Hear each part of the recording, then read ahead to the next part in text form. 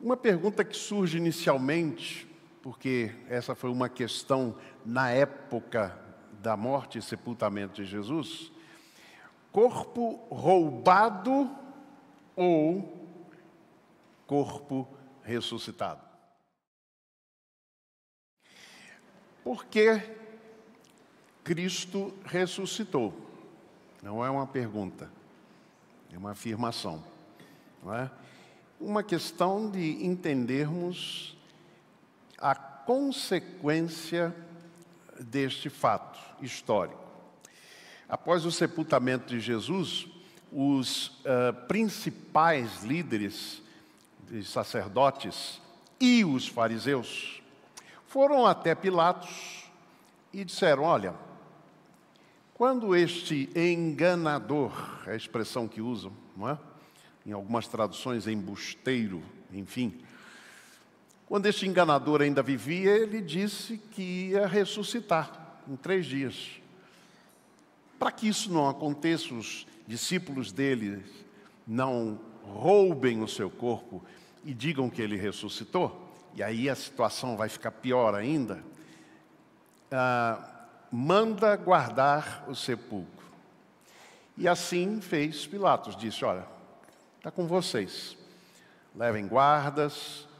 E aí a Bíblia diz que eles selaram, né, a pedra, enfim, prenderam bem a pedra que guardava ali o sepulcro, e colocaram guardas, pelo menos mais de um guarda, porque está dito no plural. Guardas ficaram até ali guardados.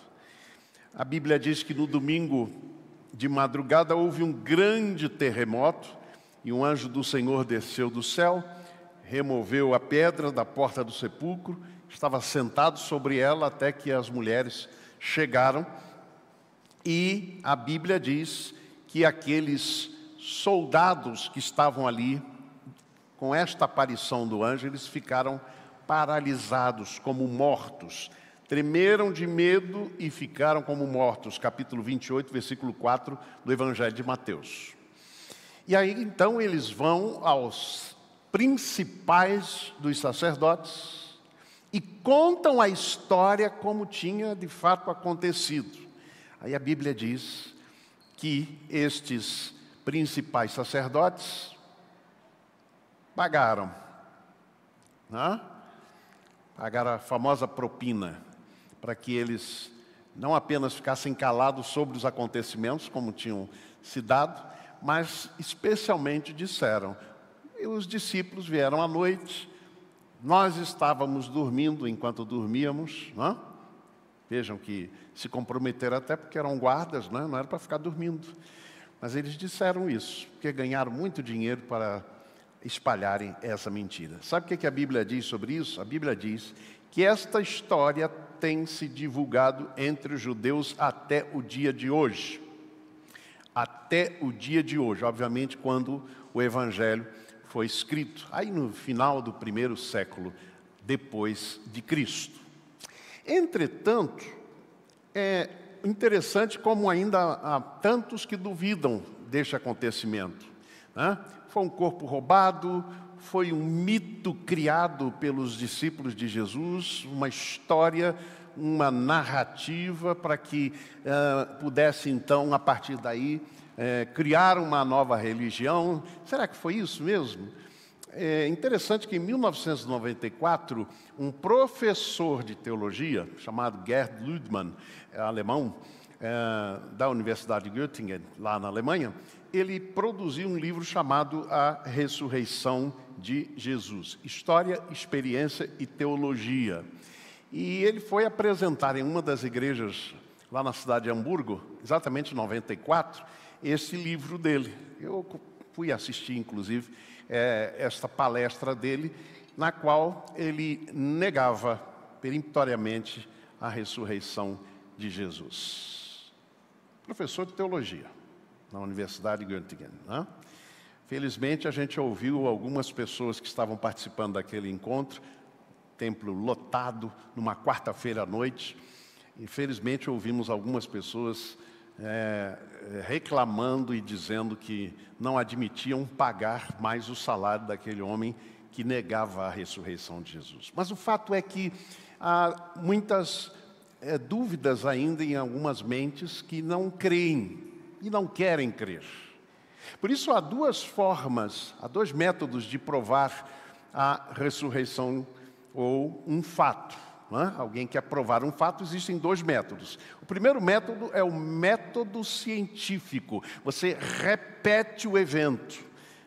Quantas vezes for preciso, observa o evento. Esse é o método científico, empírico. E você prova, então, a verdade na medida que você consegue repetir aquilo. Não é possível fazer isso com Jesus ressurreto, até porque Ele já ressuscitou, está à direita do Pai. Amém? Mas existe outro método. É o método jurídico, que usa testemunhas. Sabe o que o Evangelho diz? Olha só. Ora, o apóstolo Paulo, escrevendo em 1 Coríntios capítulo 15, que é todo um capítulo que ele trata da ressurreição. Olha o que ele escreve. Ora, se é corrente pregar-se que Cristo ressuscitou dentre os mortos, como, pois, afirmam alguns dentre vós. Olha, dentre vós, dentro da igreja, da época. Dentre vós que não há ressurreição de mortos. Ora, se não há ressurreição de mortos, então Cristo não ressuscitou. Esta a linha de ensino de Paulo. Isso me traz duas perguntas nesta manhã para a nossa reflexão. A primeira delas é: a ressurreição de Jesus de fato aconteceu? A segunda pergunta: se Jesus ressuscitou, qual a relevância disto hoje para mim, para você? Qual a diferença que faz? Se Jesus ressuscitou ou não ressuscitou? Qual a diferença para você? A primeira verdade, então, é que Jesus Cristo de fato ressuscitou. Já mencionei as duas formas de provar, um método, dois métodos para provar a verdade de algum fato, de algum acontecimento. Paulo diz, então: antes de tudo vos entreguei o que também recebi, que Cristo morreu pelos nossos pecados, segundo as Escrituras, foi sepultado, ressuscitou ao terceiro dia, segundo as Escrituras, e apareceu a Cefas, Pedro, e depois aos 12, ou 11, porque Judas se enforcou. Depois foi visto por mais de 500 irmãos, de uma só vez, dos quais a maioria sobrevive até agora, porém alguns já dormem. Depois foi visto por Tiago, mais tarde por todos os apóstolos, e afinal, depois de todos, foi visto também por mim, como por um nascido fora do tempo. Então 500 ou mais de 500 pessoas viram Jesus ressurreto. É difícil dizer que houve uma visão coletiva. É difícil dizer que inventaram esta história e espalharam, porque o texto diz claramente que ele foi visto por esses 500. Não foi uma história passada de um para outro. Agora, algo muito importante aqui é que todos aqueles que se pronunciavam, se identificavam com Jesus, e especialmente quem diria que Jesus, ou quem dissesse naquela época que Jesus havia ressuscitado de fato, sabe o que acontecia com eles? Eram perseguidos, eram mortos. Alguém daria a sua vida por uma mentira? É impossível. A única conclusão razoável que nós podemos chegar é que, de fato, Jesus ressuscitou. Aleluia. Amém? A segunda verdade: a ressurreição de Jesus Cristo, qual é o sentido disso para a minha vida hoje, aqui, agora, neste tempo presente? A ressurreição de Jesus dá sentido à vida cristã hoje e amanhã. Hoje e amanhã. Paulo vai escrever, continua ele: se Cristo não ressuscitou, é vã a vossa fé, e ainda permaneceis nos vossos pecados. Se a nossa esperança em Cristo se limita apenas a esta vida, somos os mais infelizes de todos os homens. Mas, de fato, Cristo ressuscitou dentre os mortos, sendo Ele as primícias dos que dormem. O primeiro fruto, ou os primeiros frutos, eram chamados as primícias. Então ele inaugurou este tempo de ressurreição, não é?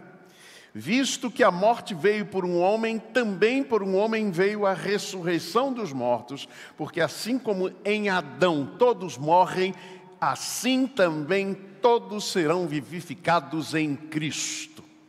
Paulo aqui então resume em 4 aspectos o efeito, a consequência concreta na nossa vida da ressurreição de Jesus.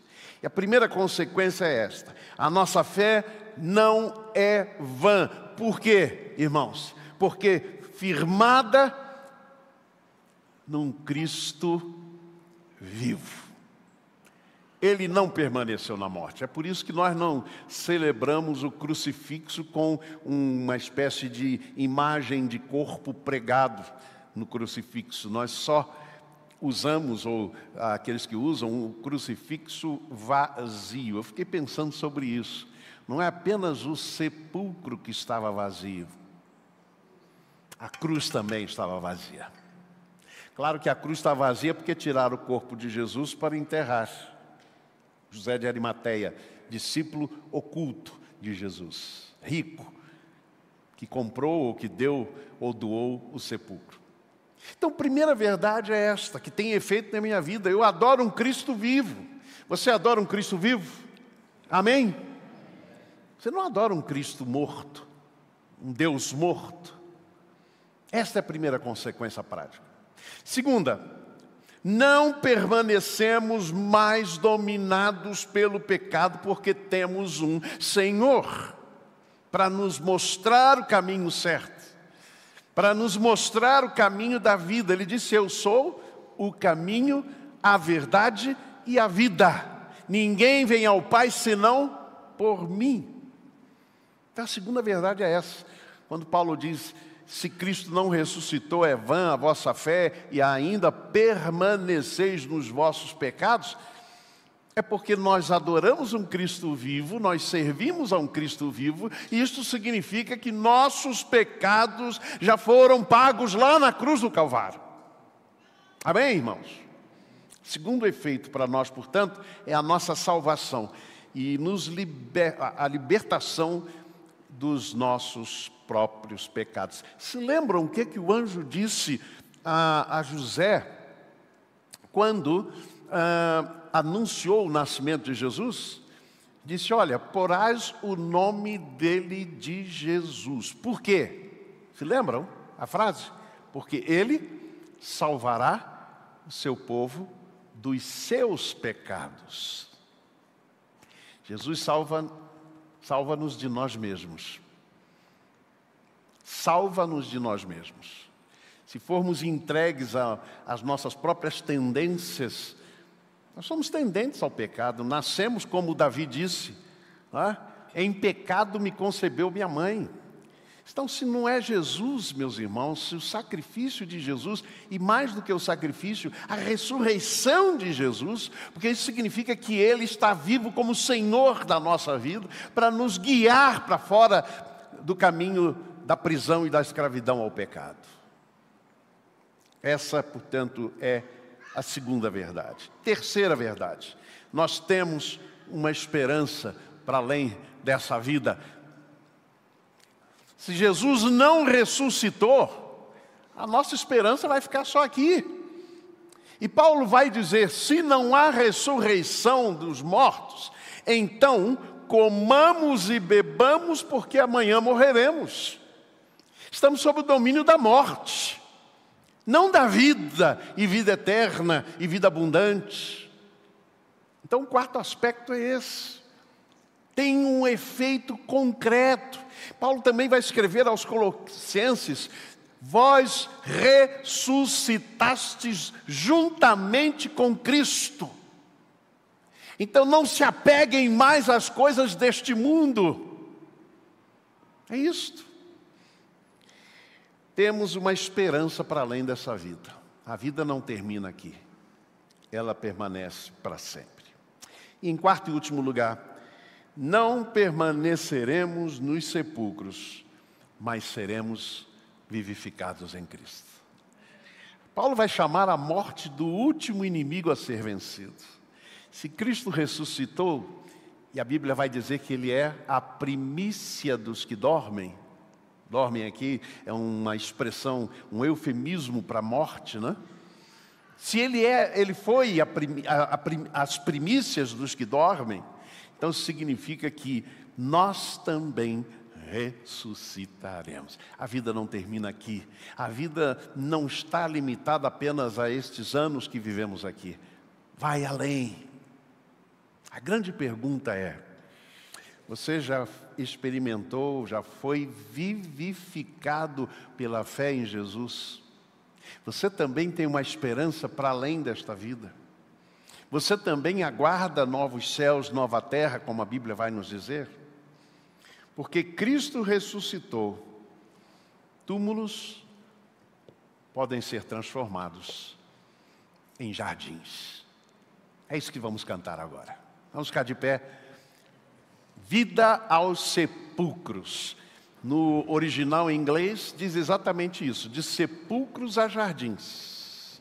Tudo aquilo que tem a marca da morte recebe um choque na ressurreição de Jesus. O choque da vida.